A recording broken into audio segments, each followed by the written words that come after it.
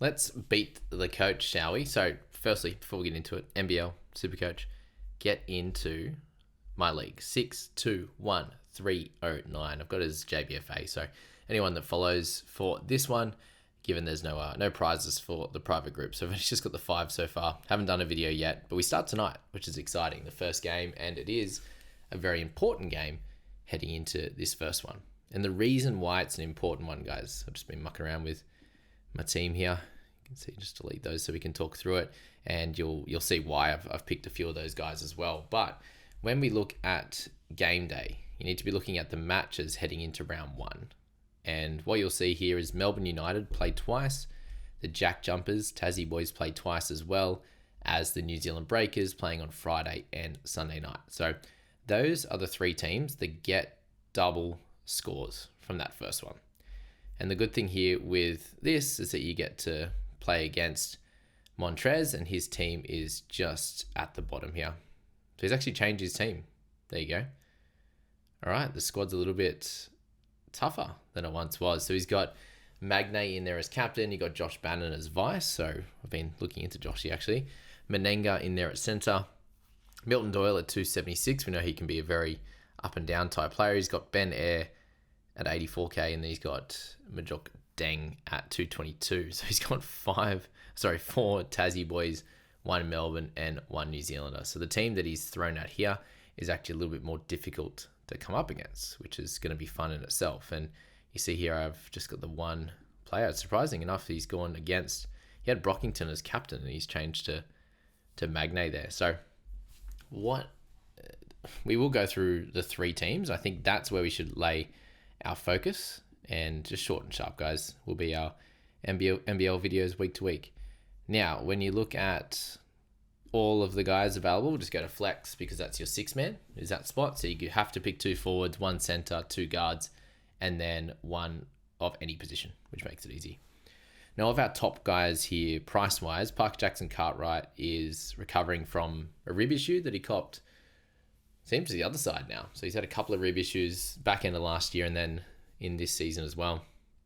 What we're looking at here with PJC is the highest price guy, but he, when you've got triple points for captain and double for vice, he's someone you definitely need to look at. And that's why Montrez has gone with Will Magnay as well, because he's a little bit cheaper and likely is going to go pretty well.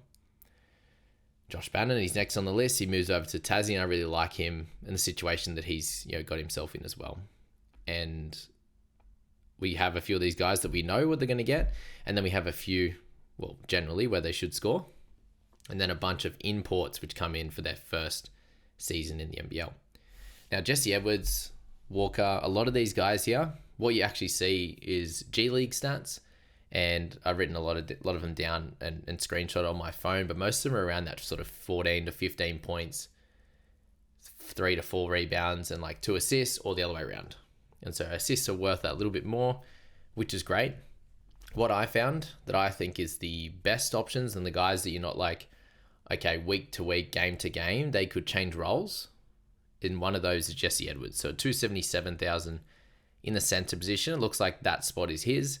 He has a few games in the warm-ups, in the blitz, where he's gone in the high 20s and sort of low 30s. He did have a 51 as well in a recent game. So that's where he's a little bit more exciting, and we're not worried about him positionally at Melbourne there. He seems like a really, really good talent. So when you look at a few of the other teams in general anyway, so let's look at Melbourne with their guards. You're looking at Tyson Walker coming in. You're looking at, you can see here, a bunch of Tassie players in a row. We'll get to them in a sec. You've got Milton Doyle coming over, and you've got Shea Illy and Goulding.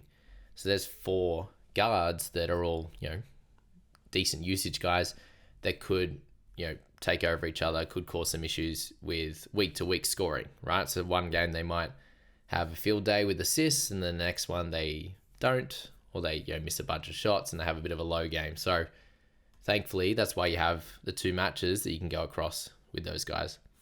Illy hasn't played any of the warm-up games of decent minutes or of note in general. Milton Doyle is going to be a hit and miss type guy. Will that change at Melbourne? The warm-up game suggests that he's still got that in him. And then with Tyson Walker as well, he's a fairly solid player, as I said, in the G League stuff. He's sitting in that 14-15 average in G League last year. So that's those guys in Melbourne. Now, if we're looking at Tassie, you see here Tiger Campbell, Bryce Hamilton, and David Johnson are all guards, all import players that are going to be demanding or trying to demand minutes, and all play a very similar position, whether it's the point or the shooting guard spot, potentially a 3 as well. These guys could play. So you can see that, and the easiest way to work that one out is, do they have the guard and the forward dual, based on where they normally play and have played in the G League and other competitions. If they don't have that dual, they're usually more a 1 or a 2. So a point guard or a shooting guard. So you've got 3 guys there clearly vying for a couple of spots and vying for a decent chunk of minutes each. So that's the reason I'm a little bit worried about those guys. To be honest, my favorite of the 3 is David Johnson. But again, you're banking on the fact that 1 or 2 of those guys can have a really nice start for the season. Chris Goulding expected to be available for round 3. Oh, wow.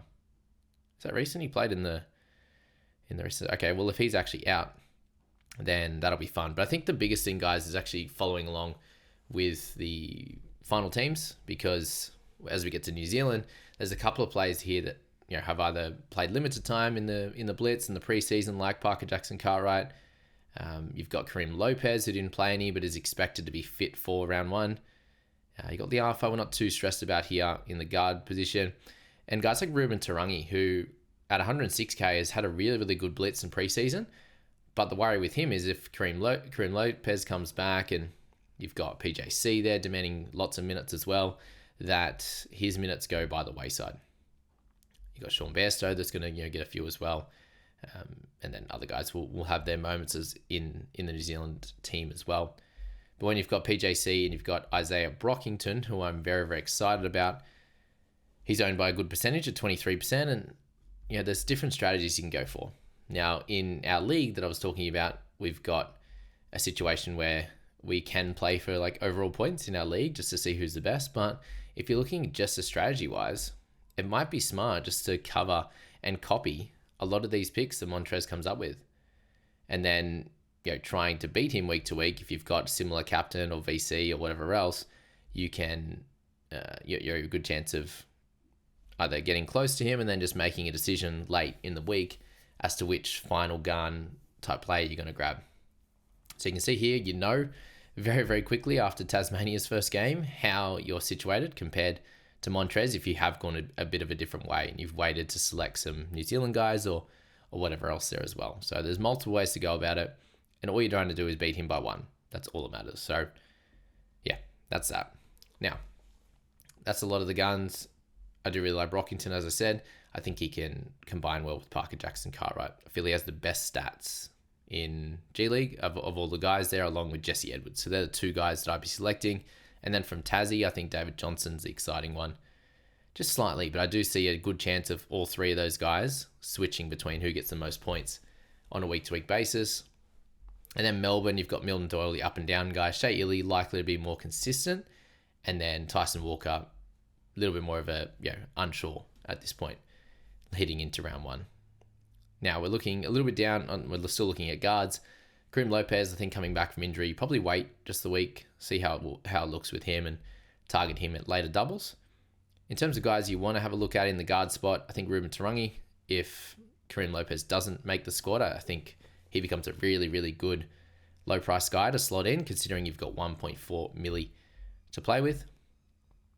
I do like Montrez's team so much more, and it looks a little bit harder to go up against. But when you're looking at Magne, Bannon, Deng, they're guys that are probably going to be generally more consistent type players without that crazy upside that you might have from someone else. So interesting to see how he played. I think personally, I kind of want to play it as like, can I pick the best team and practice for other Supercoach type games, like heading into BBL, just trying to get round 1 teams correct and play it like that rather than just use it as just, I'm just trying to beat Montrez. It's going to be more of a, can I practice for other games and get ready for NRL next year and all that type of stuff. So that's the guard position, and he's the cheapie to look at. In terms of cheapies in the center position, it's only Sam Menenga. The 2 guys I personally would be looking at are Menenga and Jesse Edwards. We didn't really get to see much of Baker Rob Baker II, and he's not someone stats-wise that looks super exciting for me coming into this first game, but we know that that can change very, very quickly. So for me, it's Jesse, it's Menenga, who can be used across forward and centre. So I'd personally, myself, will be buying Edwards in the centre position, and then I'm going to look at Sam Menenga in the forward spot as well. So he's just gone to flex, beautiful, in that one. And then Magne, clearly you're fighting up against Montrez, so that can work well. So you got Magne and Bannon up top. I do really like the look of Bannon, and I personally would select him over Magne. I think him moving there, he seems to have more of the control of the team, which he had at times at Brizzy, but I feel like he's growing into his role as a much of an all-rounder and a floor general for his side. And I think that he can comfortably hit that 25 to 30 range, and we saw a few of those preseason games. He did a good job as well. Now, moving down with the forwards, I think Majuk Den can be solid. I think that 21 kind of makes sense. I don't think you get much value out of him, aside from, obviously the one or the two games he can go really, really well. Menenga, he seems to be growing into his role as well. That's the reason why you look at Sammy Boy with the dual position. That's helpful. You can slot him into that forward one. And he seemed to get much better through the back end of the year, owned by a lot of people. For good reason, I think that he's going to be in the 20s, and you'll get some value from his 18 or 17.9 price point. Drumic there, he seems to be very up and down. Krislovic, similar style, and he's going to have to play the 4 mostly with Jesse Edwards doing his thing. Finn Delaney is a little bit exciting as well, 143k.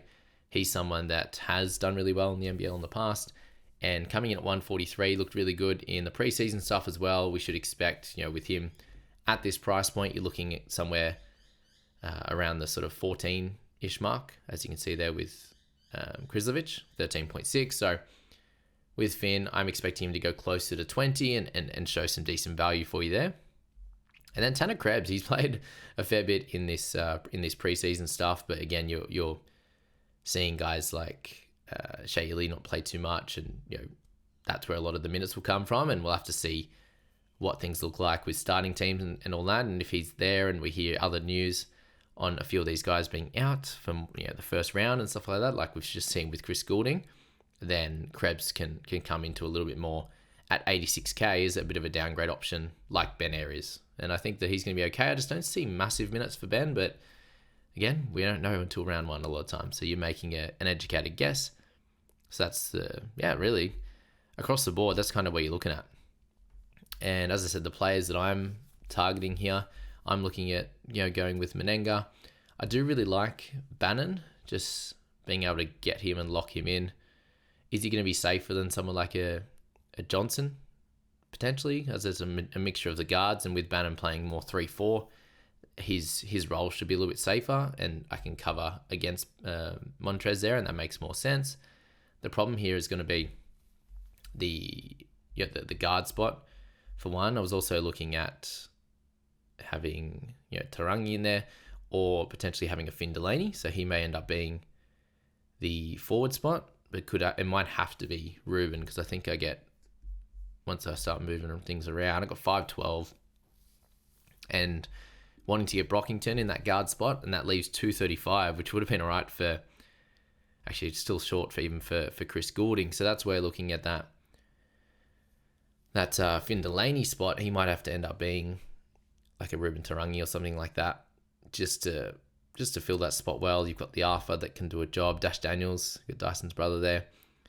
So I feel like for me, I do want to wait and see how that looks with their starting side. But if I was talking about Johnson, like I was mentioning there, as a guy I'd want to pick, or you can go Milton Doyle, can't even make Shea Ely, I'd have to drop down a good way from Finn Delaney to get to Ruben, and that sits me at 272. So I still can't even get those top guys there with Ruben. So that's where just maybe copying with Ben Air could work well,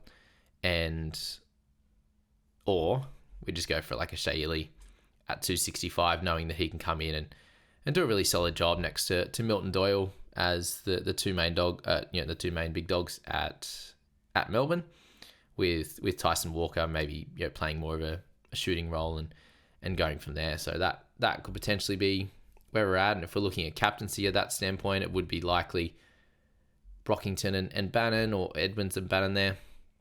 The other general thought was probably going two cheapies with Menenga, and then mucking around with Parker Jackson Cartwright, as well as one of the cheapies that we have mentioned there. Or you just go to all of the other teams basically and filter out those three, except for the guys that are on bye. So Sydney gone, Adelaide gone, and then Illawarra gone as well. And then just selecting one of the cheapies from this type of group that are only going to play the one game. And that's the worry there. Not a lot of those guys there stand out. You've got guys like Pepper, who could be fun when we get to them, but too expensive at this point.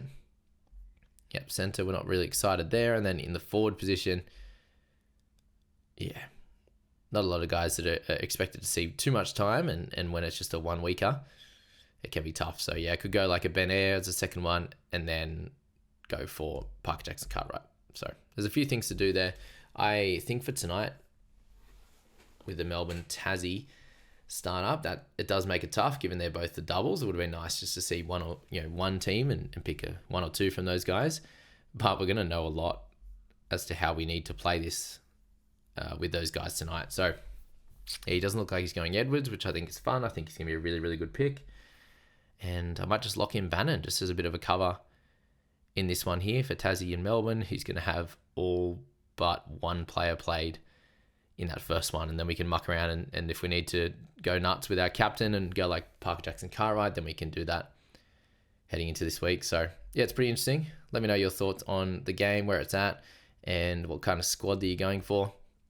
I wish I had that extra 5k. I'd be going David Johnson just for a bit of a fun upside type pick, and can't wait to get my hands on Dylan Windler when we get to watch Perth play. So we'll leave it there, guys. Thanks so much for tuning in to NBL. Make sure you join that league code. We'll save that for now. Who's it going to make me go? Bannon Edwards captain. Yeah, makes sense. And then 621309. Get in that league and have some fun. So thanks, guys. See you later.